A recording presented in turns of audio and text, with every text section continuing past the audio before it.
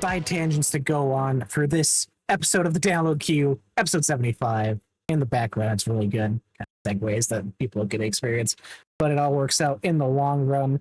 We are coming at you live Sunday, July 13th.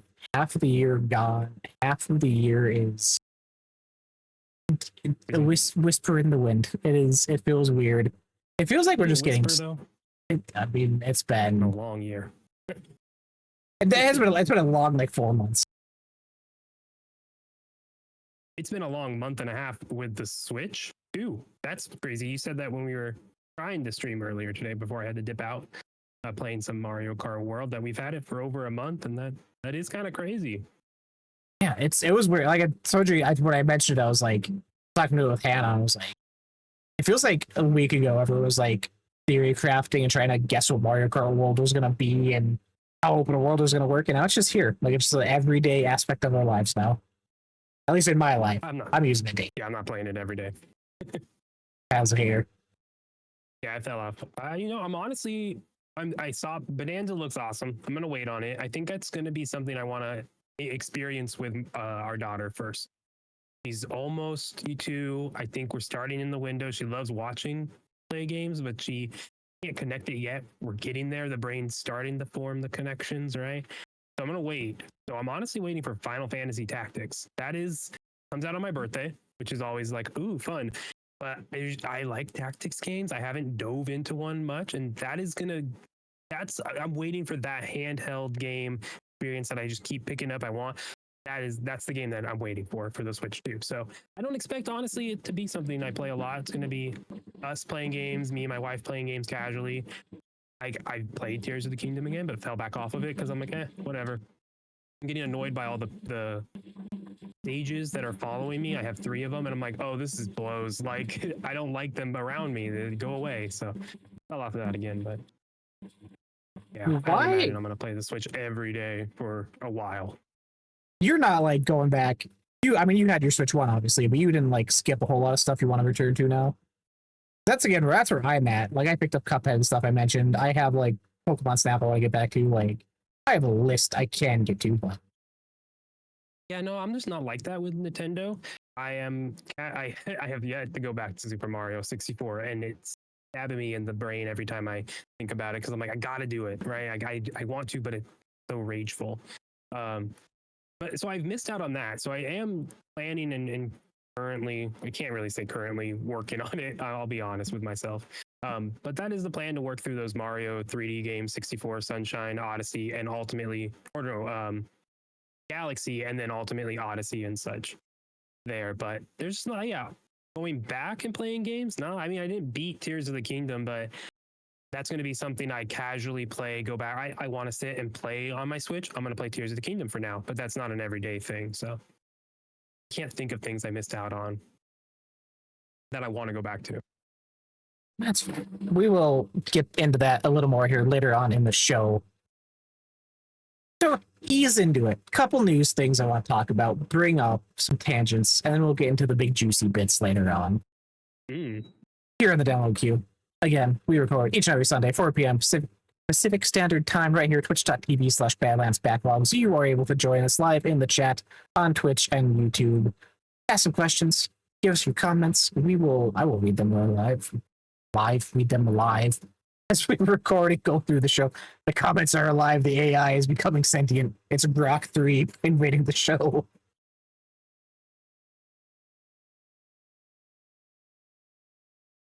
Yeah, getting some tea there. Yeah, getting into it here. Couple quick things to kind of follow up on week's news that we talked about last week.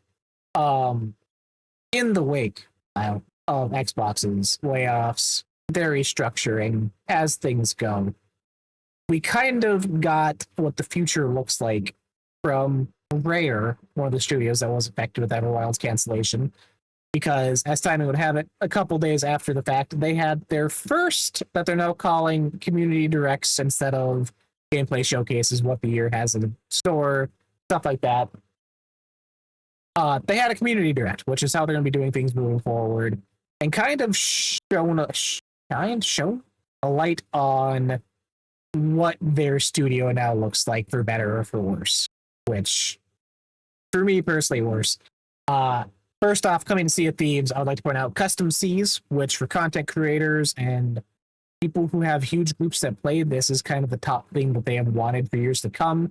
You have full private servers now you can opt into, where you can change game time, weather effects, how often stuff spawns, custom events. Pretty much have your own private server that, I mean, Roblox, Minecraft, stuff like that, where you can edit it to how you want it to be. Um, they are removing NDAs for the Insider program, which is a weird thing to me. They've long since had a Sea of Thieves Insider, so you're getting updates a month or two in advance, testing stuff out, beta testing stuff. NDAs on that are now off, so people who have been in that or are in it in the future moving forward can openly talk about what is coming into the game moving forward. They talked a little bit about season structure moving forward because they're kind of tweaking how they're doing that instead of the big 4 updates they were doing. But the bigger thing that comes off of this, which leads back to the main topic, game development perspective is narrowing, I would say is the word. From here on, Rare is creating 2 dedicated teams, one for addressing Sea of Thieves' core game issues and quality control, with the other preparing multi-year plan directions. So, off of that, it does not seem that Rare is doing more projects. They're purely solely a Sea of Thieves studio moving forward, based off the direct and what they've said. Or it could just be worded in a way, I guess, where for the Sea of Thieves community, there's 2 teams for Sea of Thieves, one for quality, one for updates moving forward. Because with how much they're doing content-wise, I don't know how much longer they can really stretch out Sea of Thieves 1 servers. Like, at some point, you gotta do a Sea of Thieves 2. You have to update the engine, you have to update just across the board type thing. So it's interesting, but this is kind of the first studio that's spoken openly about where they're at since D-Day 2025 happened. Jesus. Microsoft stormed the gates of Xbox. That got me on that one. It's probably the Coke I'm drinking. I'm not drinking tea. No, I got a Coca-Cola in me. Yeah, no, the updates to Sea of Thieves sound cool. They sound great for where the game is at, and that just makes sense. I like the no NDA, odd, but also that makes it feel more like an early access title as well. But it's both, right? It's like we have this early access build, and then boom, you have the official build, right? So it's kind of cool that they have the NDA to help build hype and get more people engaged with the community. I think that's a smart direction for the game. Having those 2 split up, that makes sense, you know, the upkeep, the maintenance of the game day to day and such, and then the quality of life, so that all kind of makes sense while updating it and such.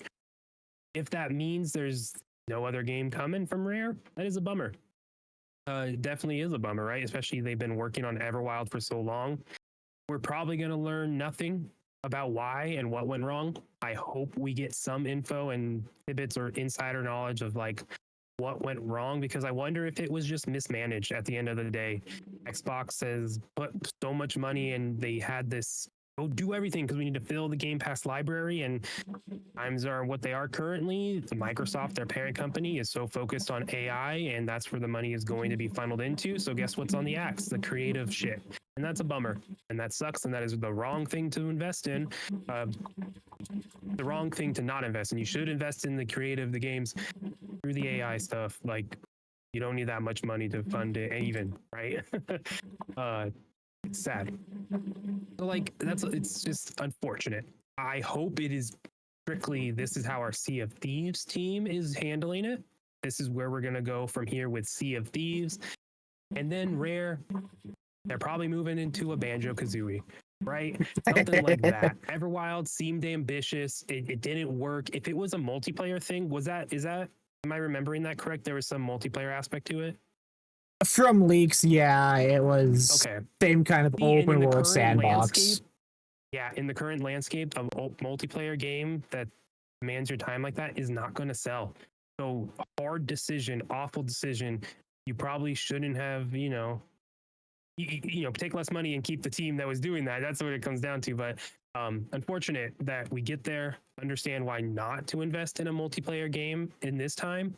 The hope there is to let the team just move over and work on a single player, more focused project, or even like a couch co-op multiplayer, just not a live service server based thing. Like, get rid of that.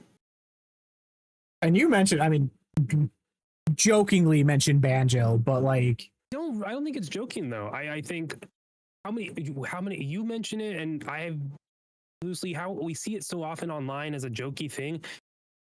At some point, you're sitting there like, all right, do you do? Astrobot's doing well. People are loving Mario. Like, all right. I think Like, enough of that alright. core team is left though and gone to Playtonic that like Yeah, the people who would want to But do the that IP? aren't there. But the IP, yeah. but who's saying make it? Who's saying Everwild's done and y'all doing this now? That's an awful situation. I hope they're not being forced into making that. Don't bring that up but, again.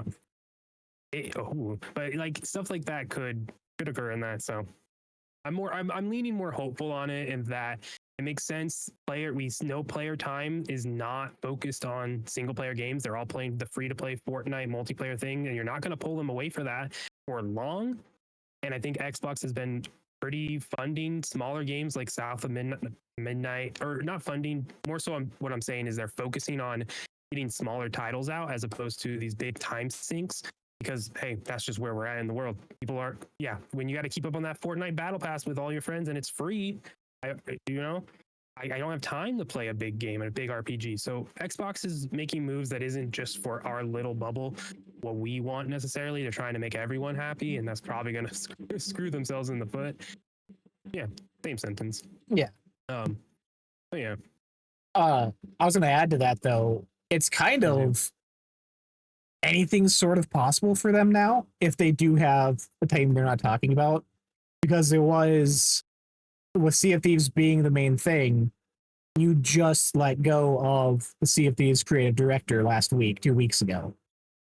So like, who's taking that mantle up, and is that part of just the restructuring? They didn't want to stick with just Sea of Thieves. Microsoft wanted them to stick with Sea of Thieves. That's why they got rid of people who wanted to kind of do other things.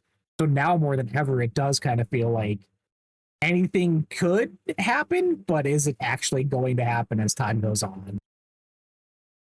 Which is a weird place to be. I mean, it's an exciting place from the outside, but like, how long now in the future? We're talking years before we see anything new.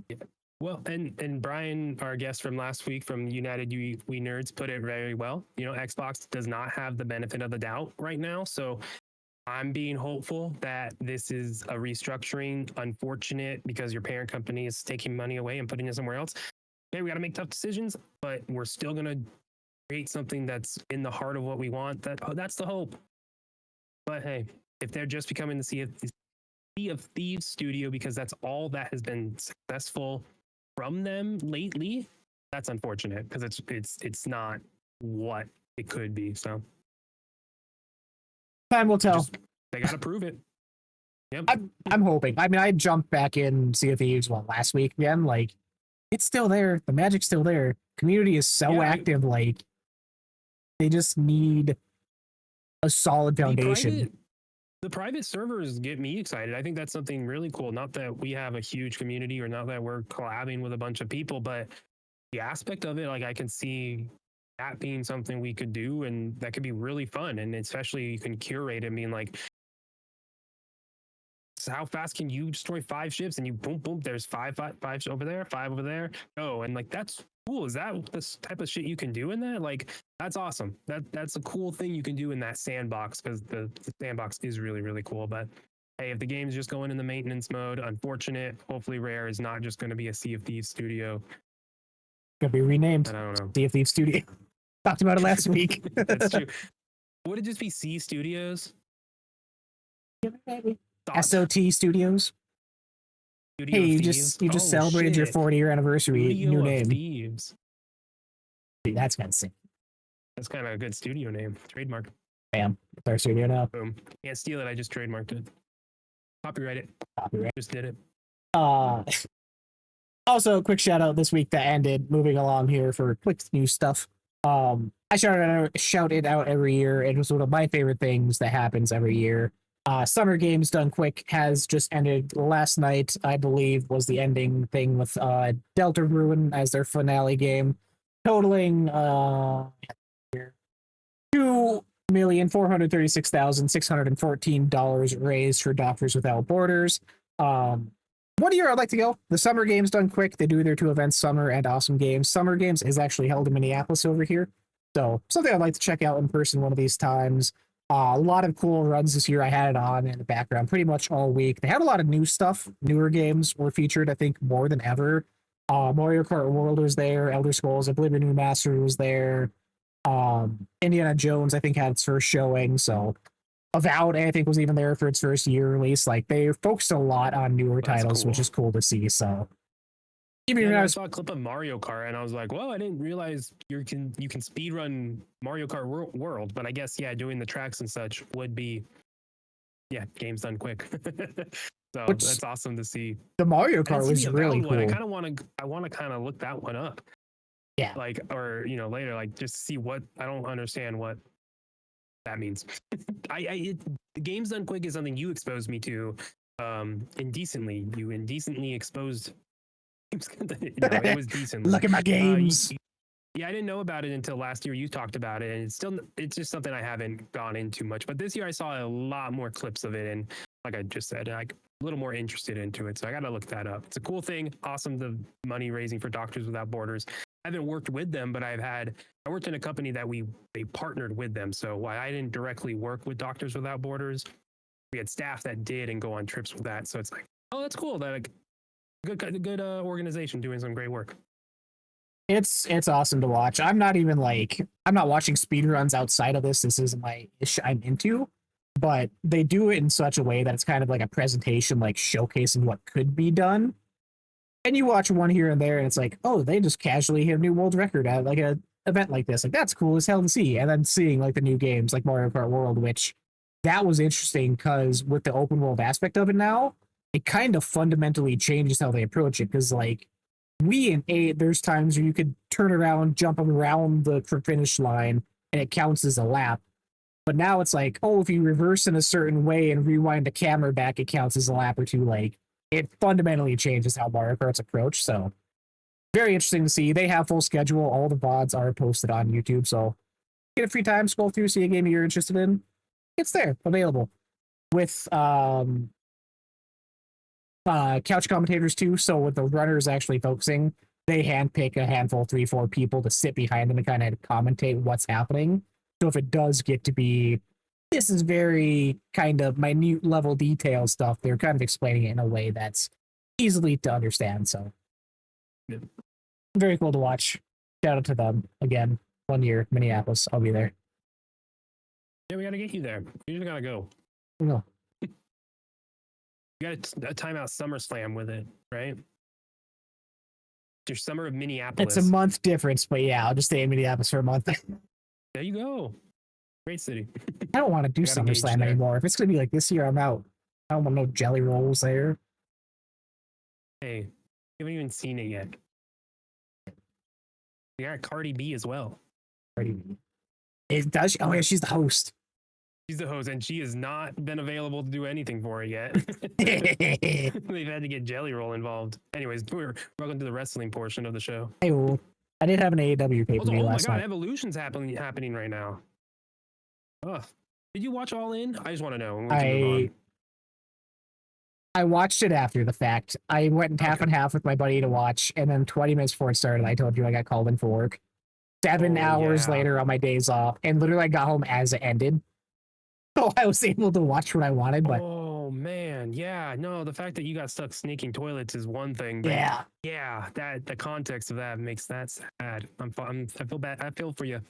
No, it was solid though. Like it fundamentally, and again, like AEW does such a quality product that just gets overlooked because of where WWE is at right now. Like that show was killer last night.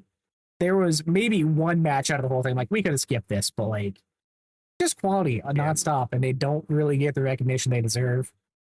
But Huge showing. Yeah, they're in the GC dub era where they have to do a lot to get attention, and like the blood stuff is a lot for me. It's just like I look at all the fake glass, like, oh, we're dragging them through. That's okay.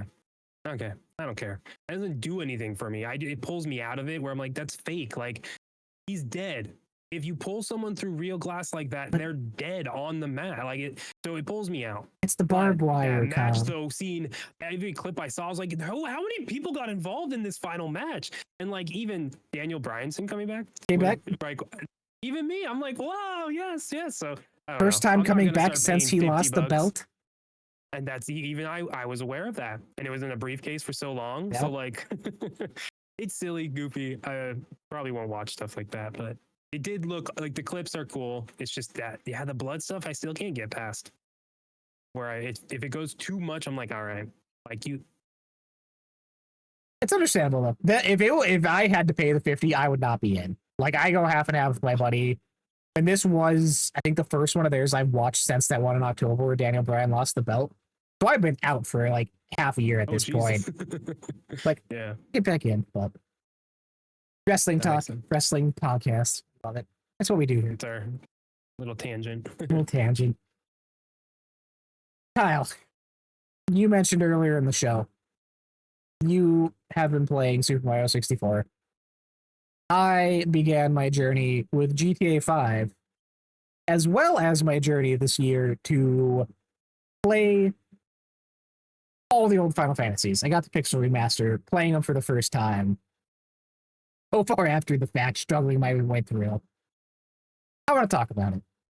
It's an experience. This is something that I don't think I realized and grasped. So you bought the Pixel remake, which were remasters, which are 1 through 6. 8, 6. Okay, and these are just like almost like just straight up remasters. How not they, like doing yeah. crazy stuff. It's just like no, it's pretty much the same game. Just now it runs all together. Right? Couple quality of life things. So obviously, like Yeah. the new HD pixel stuff across the board looks great. They added stuff like the auto battles. So if you're running through the open world and lower levels, it'll just automatically do the attacks. So like speed through. So some quality of life stuff. Going through the first game, I had a hard guide because I was lost. I would not beat it without because it's does not tell you shit. But looking through that, it does seem like some steps have been cut or some middle steps of take item A to point B instead of C, D, then B type thing has been changed, but nothing to the core experience has been finally All right, walked. cool. You playing on Xbox? Switch. One of my Switch games. Switch. Yeah. Oh. So again, using it daily for stuff like that. Yeah, that's the type of game that is a great handheld thing. But it brought up to my mind because it's something I feel I talked about when I played through Uncharted. Or not Uncharted, Last of Us, sorry. Of old games are old. Coming to them in 2025 and looking at them from an angle of appreciation slash trying to understand the design ideas. Your slopes on Mario 64 back in the day and trying to do them on controllers now, not good. And just how we kind of view games nowadays. Because now it's everything's a cinematic set piece. Everything looks beautiful and everything runs how it should. But you return to this older stuff and it's literally a moment in time that you're now trying to experience kind of unbiasedly to enjoy it if that's what you're trying to do or just understand it. Which I feel for some people is different because I mentioned The Last of Us did not work for me. Terrible time. And that's not even that old. That was just over 10 years at that point. But with you and Mario 64, it's 20 plus years. Final Fantasy, longer than that. Like, it's been a journey, I feel, and kind of changing how I not necessarily review games, but like look at them and what they're trying to do, which I feel could be a whole other level of trying to be insider knowledge. Yeah, I think it touches on something that I've seen other people comment on this as well, like across Twitter and Threads and Blue Sky and such of like reviewers kind of missing the point lately and like Oh, our bud, who's our friend who also does a fantasy critic with us. Western Nerd. Yep. Big Nerd Gaming. Okay.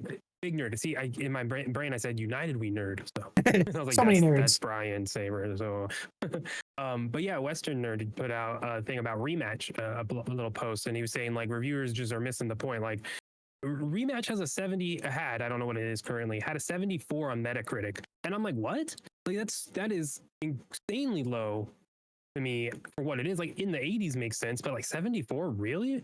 76 now. I haven't.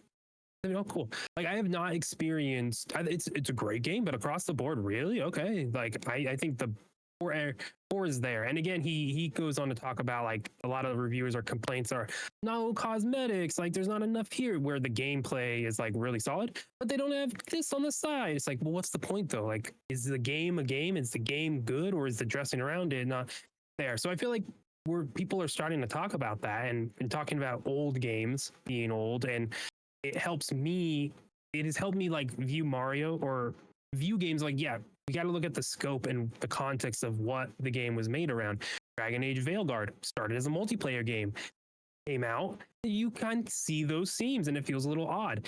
If you're going to detract from it, I feel like you have to also add the context. So complaining about Super Mario 64 and the dumb camera and the rage I feel, like I'm not mad at the game. I'm mad at my dumb thumb and my dumb brain for having muscle memory and for knowing that the right stick will just turn the camera, right? The camera just does that. I've learned that, but not in this game. So I'm not mad at the game, but it's more of like you have to unlearn it. So when you're looking at the game, it's like, okay, hold on. This game was different. This is the first 3D Mario game. They didn't have that type of camera made. That's not what they went in designing. They were still figuring out whatever explanation is actually for why the camera is booty hole like that. That doesn't, like, that's just how the game is. So it is like a moment of time, right? It's stepping out and saying, well, this game's bad because the camera sucks. No, that's just how it was. So like the game is using the camera as it's intended. It's how the game is and figuring it out. That makes sense. Yeah, no, it 100 makes sense. And it kind of like ties in with what I mentioned with Final Fantasy, where if I was a young kid playing those for the first time when they were released, I'm sure that idea of open exploration and happenstance stumbling upon the next part of your quest or what you're supposed to do next would be rewarding and feel really cool. But nowadays, where I'm an adult and I'm fitting this in between job and relationships and life, where it feels more almost like a hindrance. And that's, like I said, with one, I hard stuck. Two, jumping into it now, I'm very early on still, but it's so much more kind of streamlined of what you're doing and how open it is with classes and battles and stuff that I still have a guide that I go to, but it's not as step by step. It's kind of just bullet points. This is what you do kind of thing, which it feels a lot better. And it's cool kind of to see that evolution of when they were developing them, of where they kind of focused on this may have been an issue with the first game. Let's kind of double down and pad this out, make it feel better moving forward. And seeing that evolution through hopefully continues as a good thing to see, a reliable thing to see, because my enjoyment of the second one immediately is so much higher than one that I'm excited to go back to it. It's not, I need to do this because I want to, sort of thing. Interesting. That's cool. Yeah, I looked at those ones, but I'm not gonna go back and get those. Which it's not for everyone. It's something personally like I want to do, but do you ever feel that like with these older stuff, we talked about it before, I think games that like the major games we skipped out on, do you ever feel like you're missing out on stuff with those? Or like something you should return to? No, because in the last 3-4 years, I've like started playing more games as opposed to just playing games, right? Madden, Destiny, now I'm playing games, and I think I've learned and accepted that not everything's for me. And in the past, like I've bought in games and like, I'm not a basketball guy. Why did I spend 70, or it wasn't 70 at the time? Why did I buy this? And I just, oh, well, it is what it is. And there's a couple, I can't even think of the single player story games I played and was like, oh, like Lost Planet. on the 360. Like played it and then Ooh. got stuck early on and was like, oh well. So no, but I kind of lost my train of thought on that one. Not gonna lie. No, that's fine. What was your question on that? Sorry. If you feel like you're missing out on There the it is. experience or like the conversation or the idea of being a part of it. Yeah, no, at the end of the day, no, because I've learned it's like, it is what it is. Like some games aren't for you. And then going back, two games is hard. Like talking about 64, like Mario is different in a way, and especially Super Mario 64. I think there are reasons to play it and get through it, and I'm beyond me just doing it on stream. I want to play it. I want to beat Super Mario 64. Like it's so revered, and again, my issues with it are my own my own inability to just stop flicking my thumb. Like it's my fault for the most part. But like I've just played so many games that I've just played and whatever. Game Pass has helped with that. Being able to hop in, try something, and been like, this isn't for me. I think I've accepted I'm not gonna play everything, and it's not worth my time. I scroll through Game Pass. I'm like, nah, I don't need to try this. Like I look at it, I'm like, Hollow Knight, nah, move on. You're gonna play an hour like you have before, and then stop playing it. It's you just got to be comfortable picking and choosing. That is specifically something I think I said at the start of the year for kind of like New Year's resolutions was to put down games more often because I was that person of I started this, I need to do credits to feel like I got my money's worth type thing. But with Game Pass and Switch 2 now, like I bought this game or I invested time into this game. That doesn't mean I have to beat it. Like I've accepted that in my life now, and this year I've probably put down more games more than ever, which has done a number of my completion percentage on my Xbox achievements, but that's a whole other personal issue we don't gotta go into.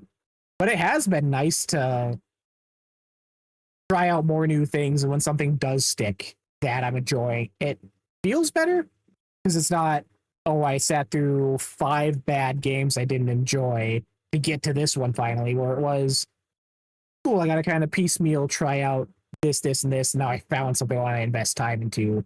It feels a lot better, and I feel like I'm enjoying my time playing games more, and it feels less kind of checklisty and jobby.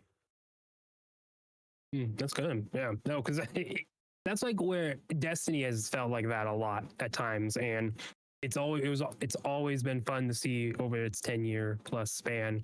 The community get upset like there's not enough to do. I already beat everything. It's like y'all beat everything in a week. That's on you. That's like you're playing 80 hours a week. That's on you. Like it's okay to take a step back and take a break. Oh, the game's not doing enough for me. Take a break and come back later. That's like there's seasons I've played 3 hours in. That's fine. And then the next season I'm putting 80 plus, like in 2 weeks. Like you gotta ebb and flow with it. Otherwise you fall off hard and you end up missing stuff, right? If you're trying like, oh, I gotta beat this game, I gotta skip this one. It's like, oh, then it's gone and you never end up playing it. Whereas you force yourself to play something dumb. Yeah, I haven't had too many instances of that, which is nice. I don't think I try enough stuff, but in the past 4 years, like I said, I've been better about that. I think that, to be fair, though, is kind of an issue that games are kind of facing because that's how a large portion of communities play stuff now, sadly. And I think games are trying to kind of design and development to attract those people. And I think a lot of that goes to like Twitch and speedrunning and just streamers in general or people trying to min-max the fun out of games. I saw that a lot going back to Switch 2 with Mario Kart came out. Within a week, there's people doing guides of how to get max coins to unlock all the vehicles and how to get all the skins within a damn, like, why? Just play and enjoy it. Like, if people want to do that, fine, but don't be advertising it because those same people who are doing that and immediately unlock everything are going to be the first ones at the gate. Like, where's the new content? Where's the next thing? Like, just play games how we used. Yeah, and that can tie into the missing the point. Like reviewers can't be missing the point of the game, and it's something I think I'm trying to be more focused on, or I already am, of like what the game's intention is, what the scope is. Like if you're going into South of Midnight, thinking it was something like, I'm trying to think. A better way is people put Starfield as it needed to be the game of the generation, which it was rumored and leaked and blah blah blah. There's a lot of reasons why it got there. But when you have those expectations, like you're gonna be let down. So you can't even put that on the game, and that wasn't their intention. But also, your definition of game of the generation is different from what that actually means. If Starfield continues and has another update, please, another Starborn story-based update that fixes a lot, please, and adds more stuff. If that happens and then mods continue on like they are and how they are, like expansive story content mods from the community, do in 10 years, yeah, is that not going to be a game of the, would that not be some type of game of a generation, like with what it's done if it keeps growing? So it just changes as we're not there yet. But when you put those expectations, it's all over the place, you know? We're not looking at what the game is saying it is, and we're saying, well, this is what I view it as. Mario Kart comes out, it has all the stuff. I beat it all. It's not enough. It's like, well, no, it's a game for kids and families, and you did all the stuff really quickly as an adult. Congrats. Like, you beat the kid game. I'm proud of you. Like, but why are you saying there needs to be more? There's other games that are like Forza Motorsport and Gran Turismo that are super in depth and simulation, and you can go mess with your tires and gas and like, oh, I'm going to put this much gas in because it gives me an extra weight and I know I can take that turn. You can get that granular with it. Go play those games. Don't get mad at a family game for doing stuff for a family and keeping multiple people in charge in mind and age groups in mind. And you get mad at it. It's silly. No. We got to remember the scope and stuff in games, and yeah. Which I think, to that point, I think it's a big reason why remasters and stuff are so kind of what everyone wants nowadays, because those are things that the community's not having expectations of. It's a known entity. They know what they're getting out of that product. They know what the game is. It's not trying to make it a bigger deal than it is being marketed as. So it's not trying to be chasing the coattails of the new trend or fad that's going on. It's safe in what we are in the know on, which sometimes works, sometimes doesn't, more often than not. I mean, that's like the cheap way of doing it, though, is not you. Oh, it's known, so we can just go do that thing. Like, it's an easy thing. We'll make it nicer. Whereas you can still do that, but with a new thing, right? Like, people liked XYZ game that was really well. People played a lot of 10 to 20 to 30 hour games in that era when that was commonplace, and now they're playing less of those games. Oh, we put one of those games out and a lot of more people played it. Oh, I don't know. The info's there. They're just chasing the money. They're not chasing what gets. They're not thinking with the creative at the core. I think that's what I'm trying to say, right? It's so you miss out on stuff. Looking at the critic scores instead of community reception. And even in this conversation I brought up too, like, people aren't playing games. They're playing games, but they're in Fortnite, NBA 2K. You know, they're in the games that are live service and ask you to put a lot of time into it, and you've put a lot of time and money already into it. You're not hopping off to try something else right now. So it's companies responding to that, and I don't know. Interesting. I think it's a harder thing to message or market, I feel, when, like you said, it's everyone's playing Fortnite and sports games and stuff, but trying to tell those people about all these other great experiences that are also available on your platform of choice, like, I feel it's kind of a harder task to do. Going back, I mentioned Game Pass. It's Game Pass, but even then, it's free, right? It's free though. Well, like I bought Game Pass for a year because Call of Duty's in there. I'm gonna get the next one. I don't have to worry about it. Free Call of Duty for a year. Oh, there's all this other shit here.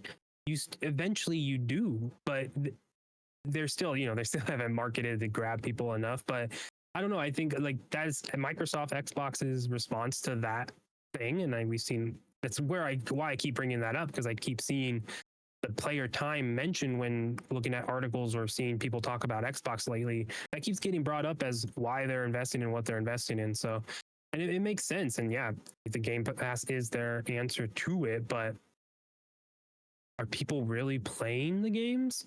Right? So like South of Midnight, I don't know any, that's my big metric of like Game Pass game, smaller scope, original IP, new thing, right? It got a lot of attention when it came out, but what was the attach rate? How many people beat the game? How many people got past the first boss? How many people beat the first section and left? Right? Like, I think that's what Xbox is more looking at, and game developers, honestly, right? It's that because it's if you are in the game longer, then it justifies money going to it because that means they're not in Fortnite longer, which is taking money.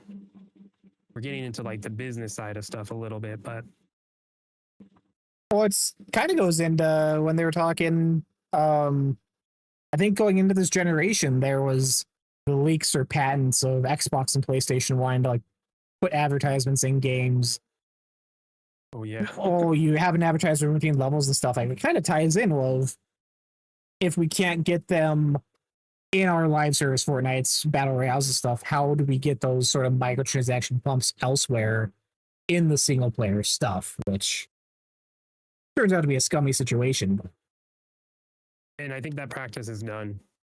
I think we've seen there's been enough successful games by a big enough margin that without microtransactions, and they've gotten enough sentiment and good heart where it's like, all right, we don't need to do that. I'm not there yet, but I feel like more games are getting like the good games do not have microtransactions. Not saying every game with microtransaction is bad or is not even great. Like there are great games with microtransactions, but a good game doesn't have microtransactions for cosmetics. To put some info on some stats here for you for your South of Midnight example, based off of True Achievements, which is a site I use, guides, they take people on the site that are registered with their Xbox account plus average numbers based off of Xbox player base to the site ratio. For your unlock percentages, for example, on the site themselves, so people who are registered, 99.91% of people have beat Chapter 1 of South of Midnight, with an estimated 66.63% of Xbox global beating Chapter 1, which drops down to beating the game, drops down to 41.45% on the site have actually beat the game. So not even half of the people who have played it have rolled credits. And only 19% A 40%, but a 40% retention rate, honestly, I think that's good. Yeah. I think like thinking in the terms of like it's a game a free game that drops, anyone can hop in, the millions of people can hop in. I think that's like solid for a game like that based off of your quick metric that you just pulled up. Yeah, I mean, number wise, what does that mean? What does that mean for them? I don't know. I'm not a business person. I don't know what that would equate to. Haven't got there in my business acumen. But yeah, like I think it's just more about attach rate, and that's not metrics they're going to talk about. We're not going to get those metrics. No. We just have to like scrounge around and find it like that. That's cool. I think I like the South of Midnight. I think Avowed could also fit in there as sort of a different metrics to check. And I think the next one too to look out on how it does would be Keeper from Double Fine. Because Double Fine was the one that Phil openly talked about as we wanted to have them on board because they are kind of that want to do more weird creative studio games that with Game Pass they don't have that sort of money to make back or expectations to meet to be successful. Were in their metrics of, oh, if we got this many people in, cool, that's good enough for us type thing. Yeah, that's a good call out for that one. Oh man, I'm so excited for Keeper. It looks cool, and I haven't beaten any Double Fine games, but I see them and that looks cool. But there's something about Keeper that looks and grabs me a little more than Psychonauts. Correct? I'm connecting the right studio. Yep. Okay. Oh good.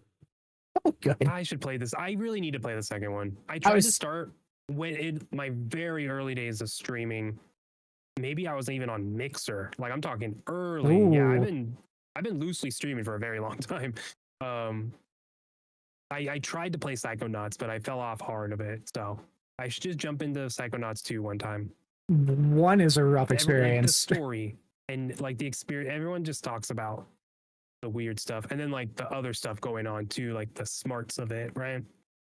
The Well, writing and no. One's a rough experience, like a Super Mario 64 thing where it's a product of its time. Two though is like emotionally captivating, mentally captivating. Like it's one of the I cried. I'm an emotional mess in general, but I cried during that game. It was my game of the year in 2021. I loved it. Yeah, no, that's something I should play. See, I regret not playing that one. Yeah. I regret missing out on that one, but I don't regret not finishing Psychonauts 1. So, variety. It's good. Good little conversation there. I am gonna check one thing here because Restream just updated and it looks like we dropped off of every single streaming platform fast. So 1 second. Oh, okay. It says you're still live on our end. Still on here. my end. Okay. Just the chat messed up. Okay, yeah, that makes sense. Yeah, nothing on this mod thing looks different. Oh, cool. Little restream. To end us off here, after that great discussion, happy what it turned into. Behind me, new backdrop. I've been working on Need Desk, rearranging my goods, rearranging my games, Okay, And don't last- rearrange your goods with us here. rearranging the goods. Doing it the whole time on stream. The camera's so high up. You brought up in chat. We got any fun things to show off? I don't know if you got a couple fun things to show off. You got that already scenes behind you, which is pretty bad. But love him. Got 360 rock or Guitar Hero controller. Oh, I was gonna say, is that a PS2 one? That'd be dope. No, it's the Xbox 360 one. That's a little fortune nowadays, my guy. I'll turn around and sell Oh, that I know. $100. No, I'm keeping it. When I reset my PC, I lost all my Clone Hero stuff, so I haven't done the dive back into re-downloading it. But that's my little collector's thing I found in the house. I was Nice. like, oh yeah, I'm keeping this for a while. Yeah, because I looked up, they are hundreds of dollars. I was like, I want to find another one so me and my wife can play. Man, it sucks. We need a new Rock Band. We need a new Rock Band. Activision Xbox. Oh my goodness, what a win! I check every time for a drum set on my local game store because like that was what I did. My drum set was so beaten up. I had like duct tape around every single pad to keep it like in place so it was register. So much money. Yeah. Like I got $200 for this shit. I'm sorry. Crazy. I did go around. I found a couple things. I don't got anything like rare that are like, oh damn, that's wild to have. But I found a couple cool, unique things that, for me and my likes and interests, fun to show off. You grabbing something else? He's grabbing something else. No, you keep going. I'm gonna collect stuff as you talk and show off. So my first thing, again, not crazy, but the Halo 3 Xbox 360, which I need to fix because I was going to use this as my GTA 5 machine on stream, and the disk drive doesn't come out, so I got to fix that, I guess. Brand new issue. But Halo 3 Xbox 360, very, Christmas 2 years ago acquired this. A very fun thing. I'm not a collector's edition guy. I bought 2 in my entire life. One of them being my biggest letdown with BioShock Infinite. But I got the fun Songbird statue that came with the collector's edition. Like a 1.5 foot long wingspan on this guy. Absolutely massive. Good centerpiece up in my living room. Love it. What game was that? Oh, you said Infinite? Yeah, BioShock Infinite. The Songbird. I got the art book Spoilers, over what the there. hell? It's on the cover. I regret not liking BioShock and not getting to it earlier. What an awful experience that last section was. That's another one of those things where like if you would have played it back in the day and been in the conversation, I think like that has a pull on people, 100%. If I knew the twist before playing it, I wouldn't have played it though. Like getting to the twist, be like, oh, that's awesome. Wow. That would have been a moment to play BioShock with everyone and been like, aha. No.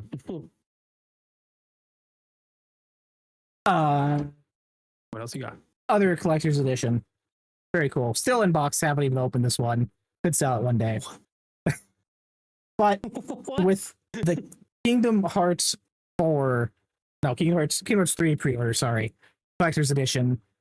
Square Enix has their Play Arts figures, which are just figures you can buy right now. They're like $250 to $600, $700. Final Fantasy characters, Cloud statue, whatever you want it to be. It's a whole line they do.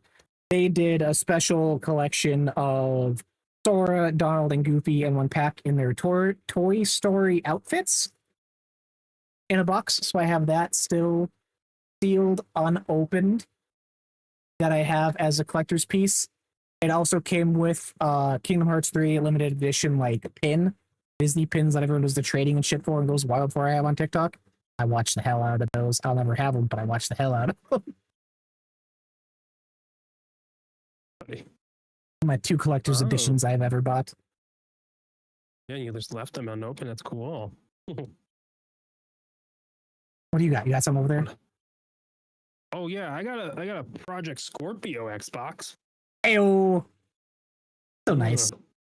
It's that color gradient. It's kind of the shadow, but it also is a light gray to a darker. Now it's hard to see. Mm-hmm. There you go. Yeah. I put it behind me, but you can't see it. It's blends just in behind there the whole time. I think my left bumper went out of my Scorpio controller. I was like, oh. Yeah, I got stick drift on, and the A gets stuck. Now, so yeah, it's right over here. It worked, or it's just right there.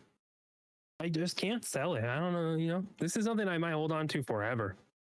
You're not like crazy box guy though, right? Like I have my PlayStation 5 and Xbox Series Xbox to my left still. Wait, what do you mean? Like the box it came in, do you keep those? Or just the No. I got rid of that stuff.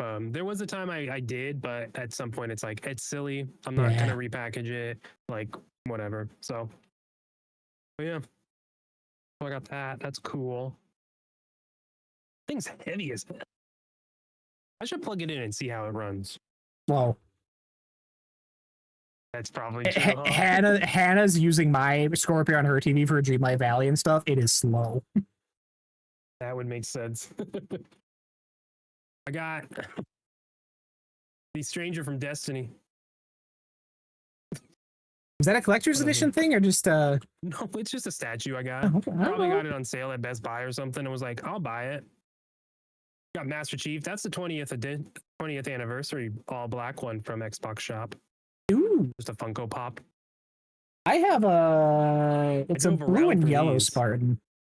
Bastard. Nuka-Cola Quantum. I'm a big Jones Soda guy, and there's one store in my town I could buy them, and I keep looking at those online. I'm like, I want to get one just to have and drink the rest. It's so much money for shipping them. Looking back. Yeah. No, I have another. I have 2 of them. Yeah. Big Jones Soda guy. Nah, I'm not. They're gross. My last 2. Near and dear to my heart. I talk about them all the time. Rare Software. Love them. Before they closed their online store, this was a couple years ago, they had blind sort of grab bags of themed merch around their games that you could buy. And in some of them, you had a chance of getting, they had 4 gold-plated sort of trading card things for Viva Pinata, Sea of Thieves, Conquer, and Battletoads. 1,985 of each one made only. Oh, so 1985, the year they were founded. I managed to snag a Conquer one. Full gold-plated. It is heavier than sin. It is obviously backwards on the camera. This is 865. That's going to show up. 865 of the 1985 available. So have a fun little stand for that. I keep that on. Very heavy. It is gold plate. I mean, it's that clings. You gotta lift some weights. Lift my gold Conquer card. Yeah. And then the last thing, sort of a moment in history. This is a magazine framed cutout from GamePro magazine in September 1997. An advert for Banjo-Kazooie, surprise, surprise, So almost a full year before the game came out in the end of June 1998, which, I mean, it's expected. We have some fun images from the game, talks about the levels and stuff. But something interesting, this last paragraph here, 128 megabyte game features two playable characters, Banjo, Onibear, and Kazooie, a red-crested beagle. Banjo can punch and roll into enemies, while Kazooie, who travels with Banjo's backpack, can fly and can run up hills. Obviously. Although you can only control one character at a time, the two characters share a total of 24 special moves, which they perform in 16 worlds, which I think the final count was only like 9 or 10, maybe 11. So some of the worlds got cut. As they try to rescue Banjo's kidnapped girlfriend, Piccolo, which is not the story of that game at all. You are rescuing Banjo's sister, Tootie, who has been kidnapped to steal her beauty. And this, when I got this, it was part of a Christmas gift, like, lot, was the first I have ever heard of this Piccolo character being involved, which, again, this was September to June that they made that change, made new character model. I have never seen, like, preview models of Piccolo in the game files. So I was very just confused, surprised to see this late in development idea for the main story that I've never seen mentioned anywhere else. That's so funny. I thought you were going to say it says like sequel coming out in 2026 or something, you know, like Nah, they told us main all along. But main the fact story. that you did find out what the sequel is going to be about. Could you imagine if like if we do get this, they bring back Banjo Kazooie and like Piccolo's a part of it, and you're Oh like, my from the God. thing. Everyone's like, who's Piccolo? But you know, That's like GamePro, even a magazine. Like I had to look up to like see. I'm like, I've never heard of this magazine to begin with. Like, they're just making shit up on there. yeah. They're like, whatever.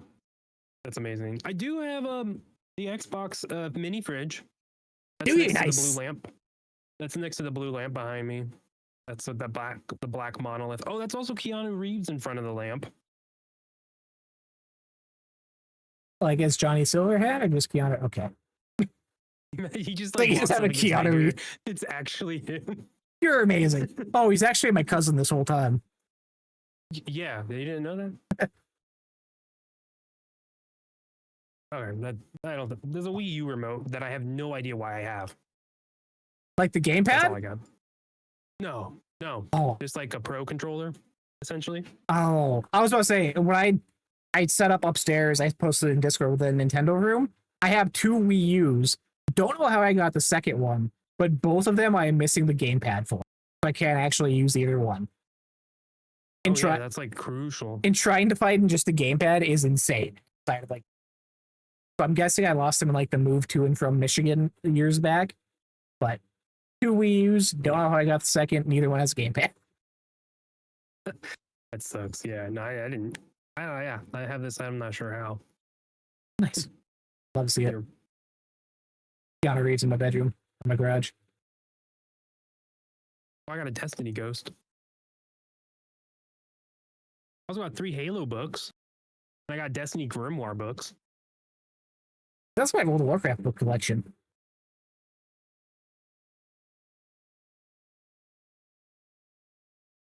Not everyone appreciates the extra stuff like that. But like honestly, too, bound thick leather bound book, thick pages. You know, if the Bungie director was buying Lambos, but we also got this. I mean, hey, you know, I mean, he at least we got this out of it. No, you get Ghostbusters. Do you have? Yeah, Are you like a book collector or anything? I would be. I definitely want to be. Now, money and a daughter is like not even on the realm, but I never went in on Destiny art books. I don't know why. Should have, but I guess it was just like, I don't need to yet. But now I'm like, I wish I had some. I have a Witcher art book that I got for like $5 I found somewhere. So I picked that up. That's cool. That's really cool. But I haven't beat that game, so I don't care as much about the Witcher franchise. But the art and that whole book is really cool. It's like a compendium as well. that when I was in Minnesota a couple weeks ago, I stopped at Half Priced Books because they usually have a bunch of weird stuff in there, and they had like wrapped sealed book of World of Warcraft concept art and design images, but it's just of like the expansion intros and cutscenes and stuff, not like from the game. It's just the actual cinematics. I almost showed you a titty on stream. Woo! And we get the views. That's crazy. Witcher. I mean, you should have known, right? The Witcher would have had a titty. That bathtub. Oh yeah, yeah. It's just This is the compendium, so a lot of art, but mostly about the world itself. So I just found that at a yard sale or something. Oh, I should have grabbed. I have. I wish I remember the site. They do sort of like coffee table style books on old systems, and I have one for the N64, and it literally has a mini like page or two chapter of every single game released for the N64 in alphabetical order, like just fun facts and shit on it. What is that? Oh, you muted. It's a game code for God of War Ragnarok. Oh. Whole game. Haven't used it. Like you haven't played it, or you just have the code? No, I just had the code. So I played it on PlayStation 4. Bought a PlayStation 5 because it ran like booty on my PlayStation 4. The fan blew up in it, and I replaced the fan, still booty hole. So I bought a PlayStation 5 that had the bundle. I got a $10 upgrade instead, and I was going to sell it. Never sold it. I've had this since the game came out, like 2 months after it came out. That's weird you got a code for it, because I got the Horizon Forbidden West bundle, and I think mine was just like installed on, I think. Yeah, I really got to do something with this. Anyways, I grabbed that just because it was on top of my Destiny Ghost. Does that one talk? You make noise? No, the Amazon Alexa Destiny Ghost that I had, and I still have, is somewhere else. Where I would be like, "Hey Ghost, what's my loadout?" And it'd be like, "You have the tractor cannon on." I'd be like, "Thanks, Ghost." It would That's also read fun. me Destiny lore. That didn't work that well. I like stuff like that. That's fun. It's like the Fallout 4 Pip-Boy for the collector's edition. Like put your phone into it. I wanted that one so Yeah. bad. I So don't. bad. If there's just Apple phones, I think, right? I didn't have it at the time. That's why I avoided it. Yeah. Lame. I was just like so out of a price range at the time, but Fallout 4 was my first Fallout. Fell in love with it. Probably the first game I truly loved. Just like got and like, oh, video game. I understand now. It's all about that credit wanted card that debt. bad boy. Me buying that $500 fucking Disney Lego Castle set last month involved in Miracle. Credit cards, right? Paid off eventually. Yeah, that's rough.